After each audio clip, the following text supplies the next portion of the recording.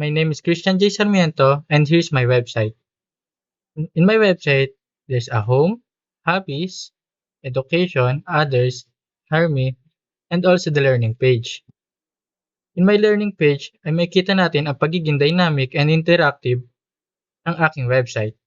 Gaya na lang ng select math branch. Pag click natin, ang halimbawa na lang is ang geometry, nagiging dynamic siya kapag naglagay tayo ng number. Makikita natin ang pagbabago gaya nito. Nakikita natin sa result na nagbabago siya kapag nag-input tayo ng number. And also in arithmetic. In addition, if we put in number 1 is 2 plus 2 is equals to 4.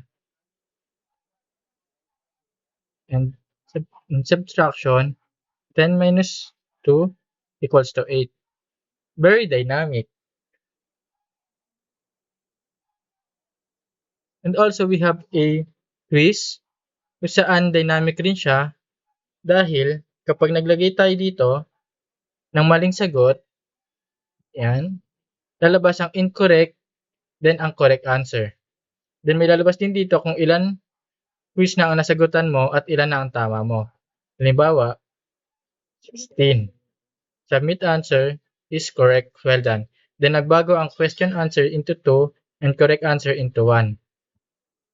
Pag naubos naman ang oras niya, giging interactive siya dahil pwede ka pang mag-try again or see result. Then pwede na rin natin ibalik ito sa ating learning page. And also we have games. Kung saan napaka-very interactive. This game is not so easy na magdalaan ka talaga ng oras. So, balik na natin. Then also, we have a feedback. Ang feedback natin ay na-connect siya through email.js.